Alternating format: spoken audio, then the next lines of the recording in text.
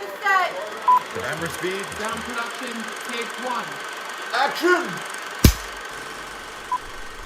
Hit that ignition. Fuel the tanks. Because we're going to the moon. 2025 Blue Moon. This monumental day today, AKAPADers. This is the first film in 1,100 attempts that we haven't discussed Richard Linklater before. We haven't talked about him as a filmmaker, his impact. We haven't gone through his biography. And this movie just kind of like perked my ears, popped up on my radar during Ethan Hawke's publicity tour, where he said that this movie was going to change things. This movie was going to be one of the greatest. You know, he really pumped the stock of this movie. So much so, I said, what do I know about film? I'm going to listen to you, Ethan. And there, it's on stream. It pops up. It pops up on my... Oh my God, how many times we got to talk about this? The glory of the film consumption world that we all live in right now, guys. And as a film buff, there is nothing more gleeful and joyful when you sit down and you power on your Amazon Firebox and what have you, and you see something new and bright and shiny that you want to jump into. And Blue Moon was the case. I believe it might have been on Max. I forget what streaming service. But again, that's what I love. I love how everything aggregates now. So all of my subscriptions are in one feed, and I can see what's new and everything. So I can just focus on like one scroll. Really nice stuff. But sometimes, you know, we get that big picture promo, and that's what we got for Blue Moon. And then I jump right in. I didn't know what this movie was about. I didn't know anything about the type of real life character or person that Ethan Hunt was portraying. I just didn't know what to expect. And then this movie starts moving, it starts going. And then we see Linklater and Ethan, you know, like Ethan Hawke, these two guys, they've done quite a few movies together at this point. They communicate, they know each other's habits. You know, this is actor-director collaboration at its finest. And we get a relatively one-room movie. We're just in the bar. And we're talking about the release of Oklahoma. And Ethan Hunt is about the size of a hobbit. So now we're getting camera tricks. And this guy's walking. But he's so short. Like, he's walking. But the camera, like a couple lines before the camera starts moving, we see the ground. We can see the floor. So how's he short? And Hollywood magic in front of my eyes. And then we get the real magic, a Oscar-worthy performance, which he is nominated for. We're also nominated for Best Original Screenplay here, where I believe Robert Kaplow wrote this movie. But we get something special. We get this performance where it's not Ethan anymore. It's this other guy. And we feel so sad for him. We feel sorry for this guy. But then again, we know this guy, right? Like, geez, I know I've referenced this, but I've met this guy. Can't stop referencing things, can't stop name dropping. Is doing whatever he can for you to like him.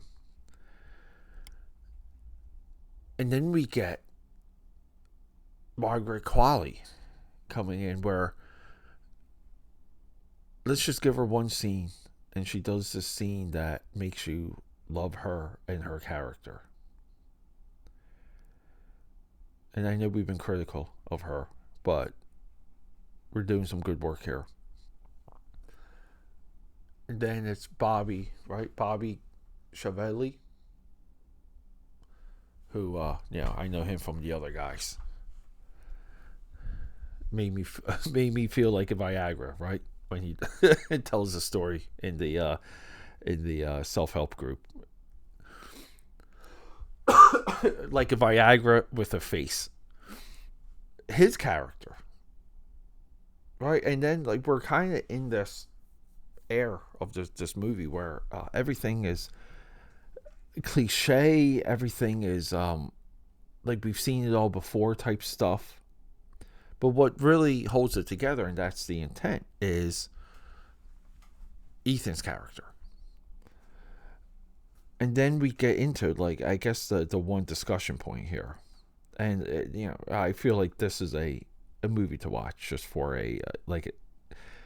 maybe similar to Smashing Machine, a singular performance, right? And like Smashing Machine, we're talking about a biography.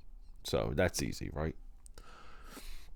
This movie ends with a couple tragic title cards where we see and learn about the life that this guy will lead, and how he will meet his end and what will happen. And then like my mind goes, well, like, should we have seen that? Like, are title cards sometimes irresponsible just as a storyteller? Should this have been like weaved into the movie? And if it was, maybe the movie would have been longer, and then maybe to really hit some of that home, maybe like this would have been a 3-hour movie or 3.5 hours, right? Like, I don't know, just more time. And then I battle with Richard Linklater with this decision not to show it, not to let us see this guy's end or where he goes in life, because now we question the intent of the movie. And boy, we cycle back to this sometimes, because some movies can be open-ended even though they tell you they're done and they're over. I think Smashing, right, like to compare this with Smashing Machine, Smashing Machine will tell you when it's over, and it's great. This movie does that, and you kind of want more.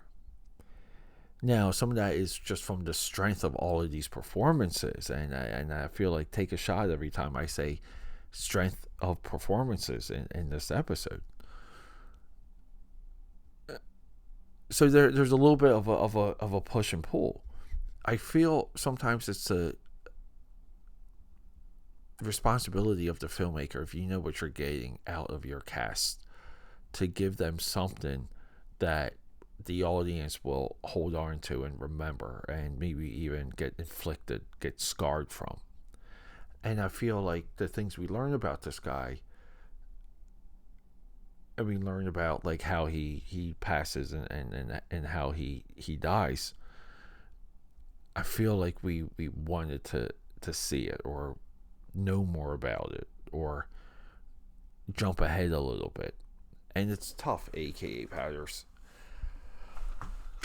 because otherwise, if you're not attacking or scarring the audience, you give them a reason to forget the movie, forget the performance, and to kind of move on.